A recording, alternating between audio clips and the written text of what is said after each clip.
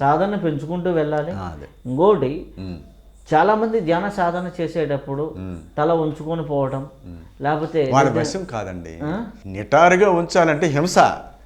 మీరు ధ్యానం చేస్తూ నిటారుగా ఉంచారనుకోండి, ఎలా ఉంచుతారు? ఈ కండరాలు ఇవన్నీ పట్టేసి ఉంచాలి.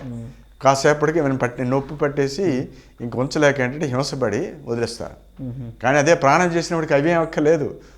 నాకు పైకి కిందికి మదనం చేస్తుంటే ఆ బ్లడ్ సర్క్యులేషన్ పెరిగి వేడెక్కుతుంటే ఏంటి ఎలా కావాలో అలా ఉంటాడు, ఎంతకాలం అంటే అలా ఉంటాడు. అందువల్ల సమంకాయ శిరోగ్రం దేనికి చెప్పారు? అసలు ఇంకొక విషయం దాంట్లోన, సమంకాయ శిరోగ్రీవం ధారయన్ నచలం స్థిర సంప్రేక్షణ్ నాసికాగ్రం సందిశాన్ అవలోకేన అన్నారు 6వ అధ్యాయం భగవద్గీతలో. ఏంటి సంప్రేక్షణ్ నాసికాగ్రం? నాసికాగ్రం అంటే కొంతమంది ఇది అనుకున్నారు. ఏంటి నాసికాగ్రం అంటే ఇది కదా. అగ్రజుడు అంటే మొదటివాడు అంటే ముక్కుకు మొదలు ఇక్కడ.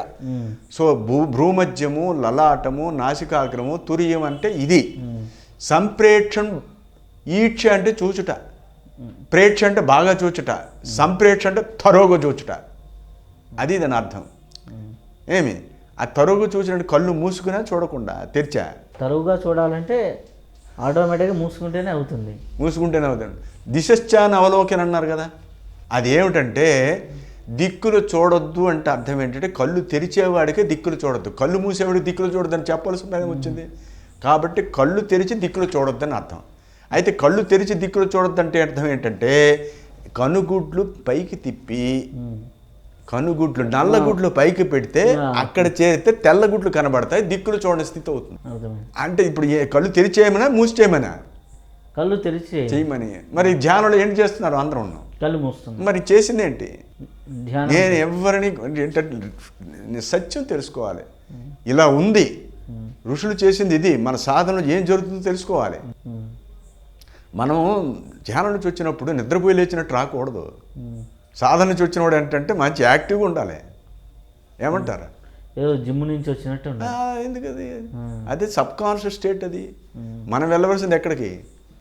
సూపర్ కాన్షియస్ స్టేట్కి వెళ్ళాలి. ఎక్కడికి వెళ్ళాలి? మనం అందరం ఏంటంటే sub conscious.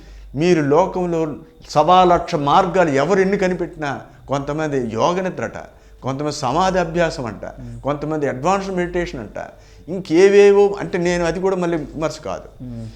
What ever they are doing, they are landing downwards only. ఎందుకంటే ఇక్కడ మన పరమ గురుదేవులు శివానంద పరమేశ్వరు చెప్పారు, మనకు 2 స్టోరీస్ ఉన్నాయి. మనకు 2 స్టోరీస్ అంటే ఇదొక స్టోరీ. బిల్డింగ్లో 2, అప్పర్ స్టోరీ, లోయర్ స్టోరీ. ఈ అప్పర్ స్టోరీ అనేది ఇది తురియము, ఈ కపాలము, ఈ భ్రూమధ్యం, ఇంద్రియాల క్రింద ఉండేదంతా లోయర్ స్టోరీ. మన సాధనలన్నీ ఎంతవరకే చేరుతాయి. ఇక్కడికి వెళ్ళట్లేదు. ఇక్కడికి వెళ్ళాలంటే ఇదంతా శుద్ధి కావాలి. ఇవన్నీ భౌతిక సాధనలు, ఇదంతా ఆధ్యాత్మిక. ఇది శుద్ధిగానిదే, ఇది లోపలికి వెళ్ళలేరు. ఇది శుద్ధిగానిదే వెళ్ళలేరు. వెళ్ళినప్పుడు ఇంకేముంది? ఈ సాధనలు ఎక్కడికి వెళ్తున్నాయి? దానికి ప్రశాంతం అంటున్నారు, దానికి ఏవో టెక్నికల్ అంటున్నారు. ఏమిటో టెక్నికల్? కిందకి పోవడానికి టెక్నికల్ కావాలండి, పైకి వెళ్ళడానికి కావాలి. కానీ